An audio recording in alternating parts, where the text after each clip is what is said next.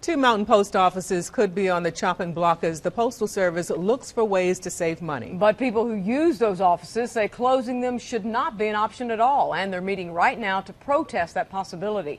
News 13's Rex Hodge is live outside the Tuckasegee Post Office. Rex, so what's the scene like and what are people saying? Well, we're in the parking lot of the Tuckasegee parking lot right now, of the Tuckasegee Post Office, rather. People are leaving the meeting right now. At the height of it, maybe 40, 50 people here protesting the possibility of this small rural post office closing along with Webster's. Now, they met with a USPS official here, and the message being sent to the Postal Service is being sent with some urgency: keep our post offices open. From plowing to putting in the firewood. Okay. It never stops, does it? The seasons may be changing, but for residents using rural post offices like Tuckasegee's, they'd like things to stay the same. How's Doc doing?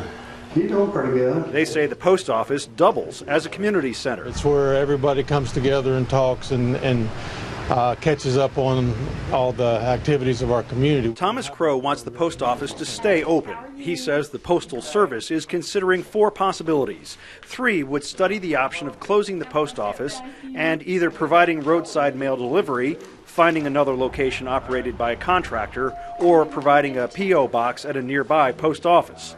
Crow says that would be a burden. It's going to mean that people are going to have to travel over an hour to get to the larger hub post offices. He says the only choice is keeping the post office the way it is, for the sake of residents who already have to make a drive. We go back through 281 here, probably 20 miles. And Crow says reducing hours to save the Postal Service money would backfire. By making less money, then they'll have to close the post offices, they'll say, because they're not making enough profit. I just hope it stays open. It's a similar story for the Webster post office. I think it's very convenient for people here, and it's so nice. It's a beautiful area. Customers know there are other ways of delivering the mail, but say the small post office still plays a big role. Even with the age of the internet and email and so forth, a lot of people rely exclusively on mail, so that it's just important for everyone to have.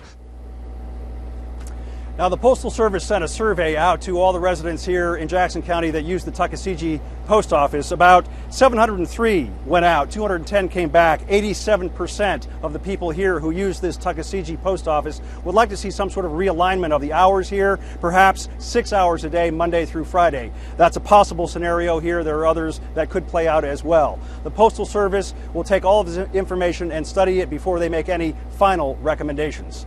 Reporting live tonight from Jackson County, Rex Hodge, News 13.